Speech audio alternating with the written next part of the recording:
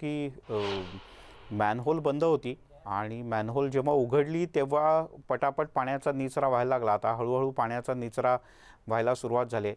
तुझ्याकडे मी येतो. आपल्यासोबत आपले आणखीन काही प्रतिनिधी जोडले जात आहेत. आशिष सिंग आपल्यासोबत मुंबईतून जोडले गेले आहेत. आशिषजी, तुम्ही कोणत्या भागात आहात आता आणि काय परिस्थिती आहे इथे?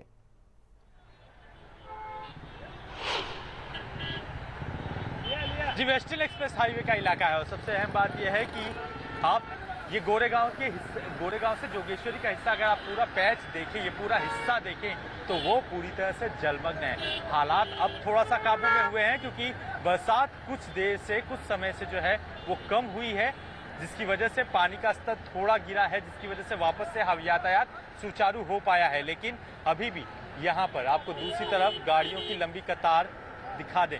केवल कुछ हिस्से से ही गाड़ियों को गुजरने की अनुमति जो है वो दी जा रही है ताकि आगे हादसा ना होने पाए, और कई गाड़ियां अभी भी फंसी हुई हैं। निश्चित तौर पर हाईवे पूरी तरह से नदी में तब्दील है। मुंबई को जोड़ने वाला ईस्टर्न और वेस्टर्न एक्सप्रेस हाईवे का इलाका है ये, और ड्रेनेज खोले गए हैं ताकि पानी का निकास जो है वो तेजी से हो सके।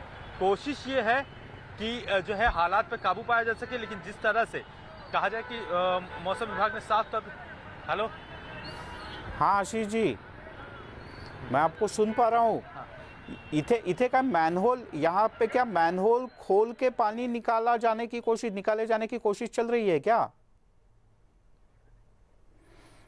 बहुधा आशिष सिंह यांच्याशी आपला संपर्क तुटला आहे.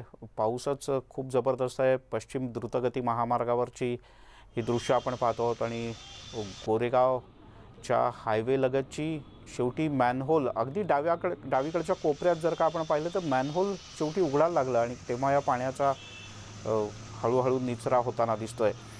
मनोज कुलकर्णी आपल्यासोबत जोडले गेलेत. मनोज, जसं मगाशी आपण बोलत होतो, चेंबूरच्या वेगवेगळ्या भागात मोठ्या प्रमाणात पाणी रस्त्यावर तुंबलेलं आहे. आत्ताची काय परिस्थिती आहे? तुमच्या आजूबाजूची दृश्य काय सांगतायत? या ठिकाणी आता पावसाचा जोर कमी जरी झालेला असला तरी पाणी पातळी मात्र आहे तेवढीच आहे. कारण आजची जी हाय टाईड आहे ती मोठी 4.15 मिलीमीटर इतकी असल्यामुळे ही हाय टाईड असल्यामुळे समुद्रात जे पाणी जात असते ते बंद करण्यात आलेलं आहे. त्यामुळे हा पाण्याचा निचरा होण्यास अजून काही काळ जाणार आहे. मी आता चेंबूरच्या टिळकनगर या ठिकाणी आहे आणि या टिळकनगर मधली काय परिस्थिती आहे ती आपल्याला दाखवतोय. हा टिळकनगरचा परिसर आहे. लोकमान्य टिळक टर्मिनस कडे जाणारा हा रस्ता आहे आणि या रस्त्याला नदीचं स्वरूप आलेलं पाहायला मिळत आहे. ज्या गाड्या आहेत त्या 1 ते 1.5 फुटापर्यंत पाण्यात गेलेल्या पाहायला मिळतात. 24 तास या रस्त्यावरून प्रचंड वाहतूक असते, परंतु आज मात्र पाऊस असल्यामुळे अनेक वाहनधारक जे आहेत ते लोकमान्य टिळक टर्मिनस कडे जात नाहीत. त्यामुळे जे प्रवासी आहेत ते प्रवासी सुद्धा जात नसल्याचं पाहायला मिळतंय. सकाळच्या वेळी मोठ्या प्रमाणात प्रवासी या ठिकाणावरून जात असल्यामुळे दुपारपर्यंत मोठी ट्रॅफिक असते, वाहतूक असते, परंतु आज मात्र या ठिकाणी अतिशय कमी प्रमाणात लोक जातात. तर या ठिकाणी असलेले जे इमारतीचा तळमजला असेल किंवा प्रिमायसेस असेल त्या प्रिमायसेस मध्ये सुद्धा पाणी भरल्याचं आपल्याला या दृश्य या माध्यमातून पाहू शकतो. तर रस्त्यावर जी वाहनं जात आहेत ती पाण्यातून वाट काढत जात आहेत, तर काही वाहनं बंद सुद्धा पडत असल्यामुळे वाहनधारकांना याचा फटका बसलेला पाहायला मिळतो. एकंदरीतच आज पुन्हा एकदा या ठिकाणी पाऊस जो आहे तो मोठ्या प्रमाणात पडणार आहे. पुढचे काही तास महत्वाचे असणार आहेत. त्यामुळे मुंबईकरांना समस्येला दिवसभर सामोरं जावं लागू शकते. बरं मनोज, तुम्ही सुद्धा जवळपास गुडघाभर पाण्यात मगाचपासून उभे आहात. तुर्तास धन्यवाद या सगळ्या सविस्तर माहितीबद्दल. आशिष सिंगच्या बरोबर आपला पुन्हा एकदा संपर्क जोडला गेला. आशिष, बाजूचं मॅनहोल उघडून आता पाण्याचा निचरा करण्याचा प्रयत्न सुरू आहे.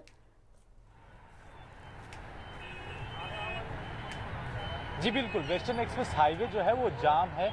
लगातार जो पानी की सतह है वो जो है कहीं ना कहीं नदी में तब्दील होती दिखाई पड़ रही है। हाईवे जो है वो जाम है। ऐसे में ड्रेनेज खोला गया है और जगह जगह पे ऐसे ड्रेनेज खोल दिए गए हैं ताकि पानी का निकास जो है वो हो सके, पानी किसी तरह से बाहर निकल सके और हाईवे जो एक नदी में तब्दील हुआ है उसके ऊपर जो बिगड़े हुए हालात हैं उस पर काबू पाया जा सके। ड्रेनेज जगह जगह खोले गए हैं और यही वजह है कि केवल कुछ हिस्से से ही अब यातायात को शुरू किया गया है। लेकिन गाड़ियों का अभी भी लंबा जाम है। तकरीबन अगर यहाँ से देखा जाए तो गोरेगांव से लेकर गोरेगांव के बाद मलाड, मलाड के बाद कांदीवली, कांदीवली के बाद जो है बोरीवली और दहिसर तक का इलाका जो है वो लगातार, ये जो हाईवे जाम हुआ है वेस्टर्न एक्सप्रेस हाईवे, वहाँ तक लंबी कतारें लगी हुई हैं। और अब यहाँ पर दूसरी तरफ देख लो, यहाँ पर भी वही हाल दिखाई पड़ेगा आपको कि जो गाड़ियां हैं वो सर्विस रोड के हिस्से से किसी तरह से बाहर निकलने की कोशिश कर रही हैं। हालात केवल कुछ घंटों की बरसात में ही मुंबई में बिगड़े हैं और मौसम विभाग ने साफ तौर पर चेतावनी दी है कि अगले 24 घंटे मुंबई के लिए और जो है स्थितियां गंभीर हो सकती हैं, मूसलाधार बरसात हो सकती है। लिहाजा जब तक जरूरी ना हो तब तक बाहर न निकलें। और उसी का एक ये देखें, अब नए सिरे से ड्रेनेज एक और खोले जाने की कोशिश की जा रही है। लगातार जो रुक रुक के बरसात तेज हो रही है, लगातार मूसलाधार बरसात हो रही है, उसकी वजह से जो है कहीं ना कहीं पानी का जल जमाव का स्तर जो है वो लगातार बढ़ता जा रहा है और उसी से निपटने के लिए हर ड्रेनेज को खोला जा रहा है। पहली बार है कि वेस्टर्न एक्सप्रेस हाईवे पूरी तरह से कुछ घंटों के लिए ठप पड़ गया था कुछ घंटों की बरसात की वजह से।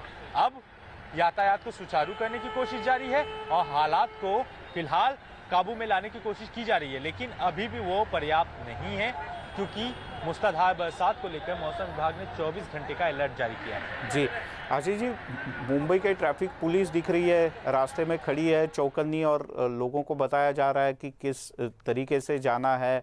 क्या बीएमसी के कर्मचारी भी मौजूद है जगह जगह पर? जी, पुलिस, ट्रैफिक पुलिस इसलिए खड़ी है ताकि जो यातायात है उसे सुचारू रूप से किया जा सके। आप देखें, जो लोग फंसे हुए हैं उन्हें जो बसें दिखाई पड़ती हैं उन बसों में बिठाकर किसी तरह से निकाला जाता है। आप देखें, ये यहाँ पर आपको गाड़ी फंसी हुई दिखाई पड़ेगी, उस तक पहुँचने के लिए कोशिश की जा रही है ताकि गाड़ी को निकाला जा सके। इसी तरह की जो ट्रैफिक में कई बड़ी हैवी व्हीकल्स भी फंसी हुई हैं, वो इस यातायात को तोड़ने की कोशिश कर रही है क्योंकि हालात जो है वो बदतर हैं। और सबसे अहम बात यह है कि जगह जगह पे ड्रेनेज खोले गए हैं, लिहाजा ट्रैफिक पुलिस की जिम्मेदारी अहम हो जा रही है कि उस खोले गए ड्रेनेज के हिस्से में कोई भी गाड़ी न जाने पाए, कोई भी मूवमेंट न होने पाए, अन्यथा किसी भी तरह का हादसा हो सकता है। वहीं दूसरी तरफ जितना हिस्सा वेस्टर्न एक्सप्रेस हाईवे का खोला गया है उसमें आपको ट्रैफिक का एक लंबा जाम जो है वो दिखाई पड़ जाएगा और ये जाम तकरीबन 5 किलोमीटर तक 5 किलोमीटर तक जो है वो लगा हुआ है।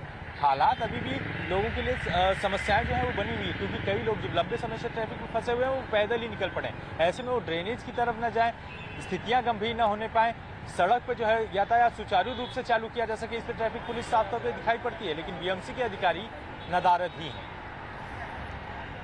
आशीष, हमारे साथ जुड़े रहिए. प्रणाली कापसे आपल्यासोबत जोडली गेली.